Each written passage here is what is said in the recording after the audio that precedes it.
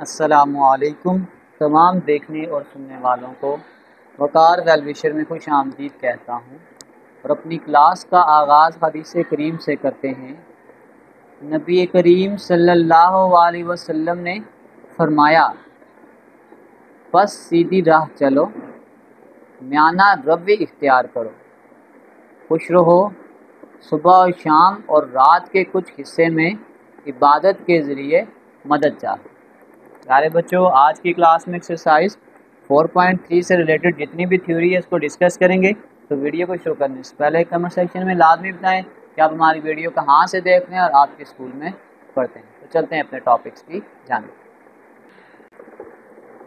Absolute value. The absolute value of a number is it distance from zero to the number line regardless of direction. कि जब हम absolute value लेंगे तो zero से किसी भी डायरेक्शन को जा सकते हैं, क्योंकि जो एब्सोल्यूट वैल्यू होती है ये हमेशा पॉजिटिव होती है। इसकी नोटेशन ये होती है कि ये स्ट्रेट लाइन, इसको हम एब्सोल्यूट वैल्यू बोलते हैं। और जब हम इस मॉडुलस के साइन को हटाते हैं तो इक्वल टू के बाद जो वैल्यू भी होगी उसको हम एक दफ़ा प्लस में लिखते हैं और एक दफ़ा माइनस में लिखते हैं, क्योंकि अगर हम यहाँ ज़ीरो पे हैं और अगर हमने 3 डायरेक्शन मूव करना है तो हम 3 डायरेक्शन इस तरफ भी मूव कर सकते हैं और 3 डायरेक्शन इस तरफ भी मूव कर सकते हैं। तो ये कंसेप्ट है कि जैसे ही हम इस मॉड के साइन को हटाएंगे तो इक्वल टू के बाद जो वैल्यू भी आएगी एक दफ़ा हम उसको प्लस में लिखेंगे, एक दफ़ा हम इसको माइनस में लिखेंगे।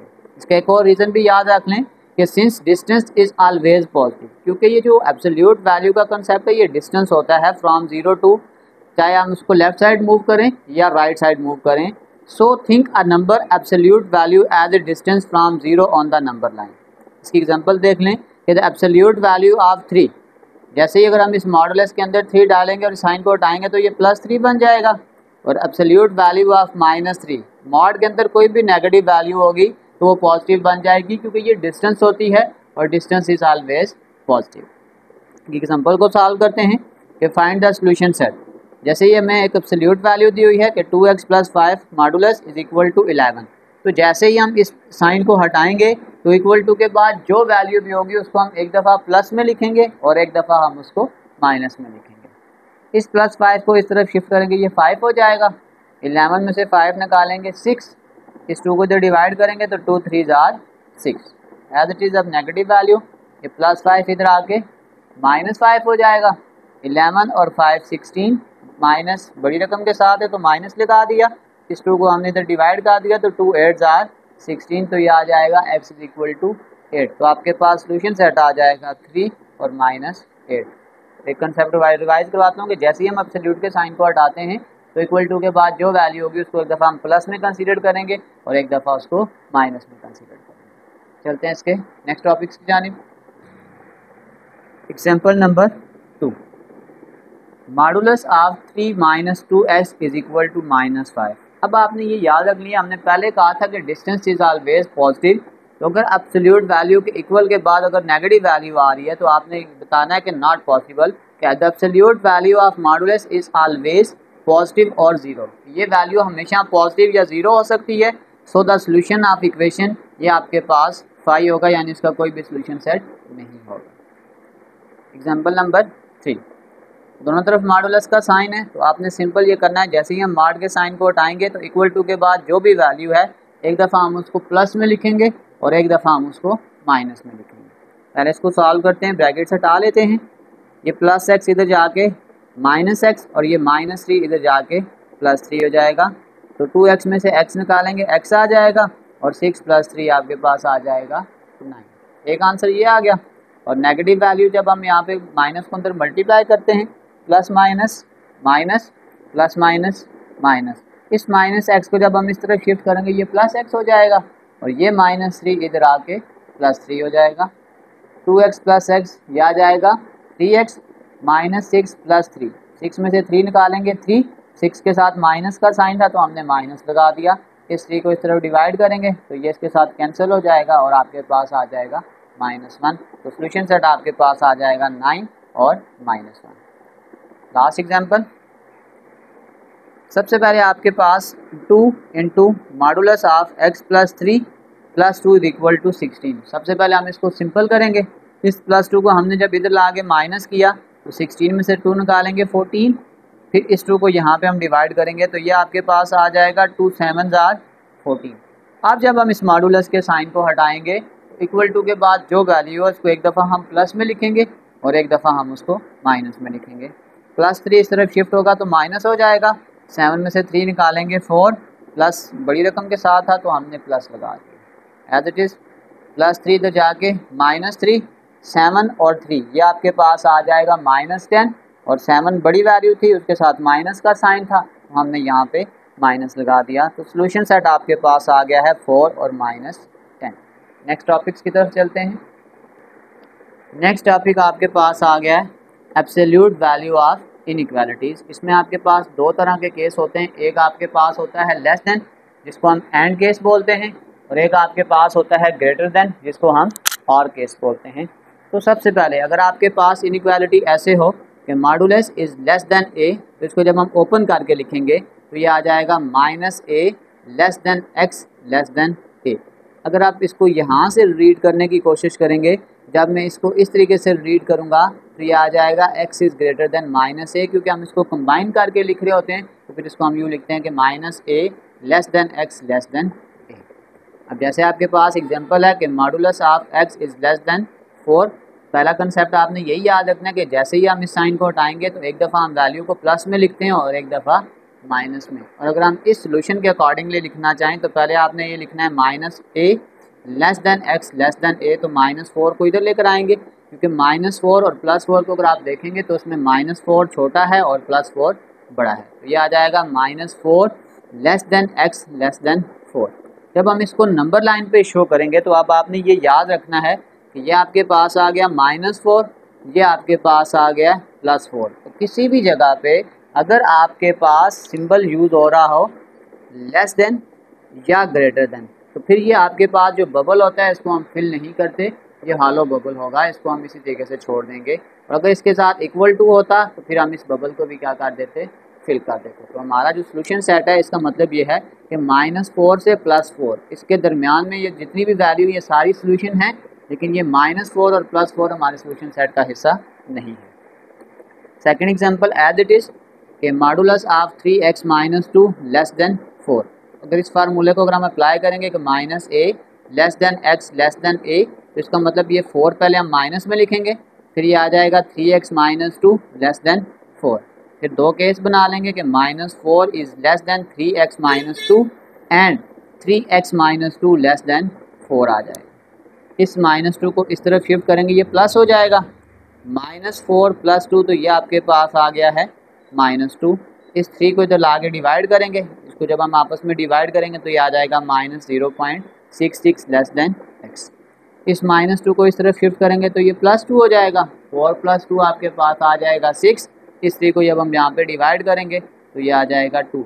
लेकिन जब हम कंबाइन आंसर करके लिखेंगे तो फिर हम इसको इसी फॉर्म में लिखेंगे कि -a less then x less then a, तो फिर आपके पास आंसर आ जाएगा -0.66 less than x less then 2।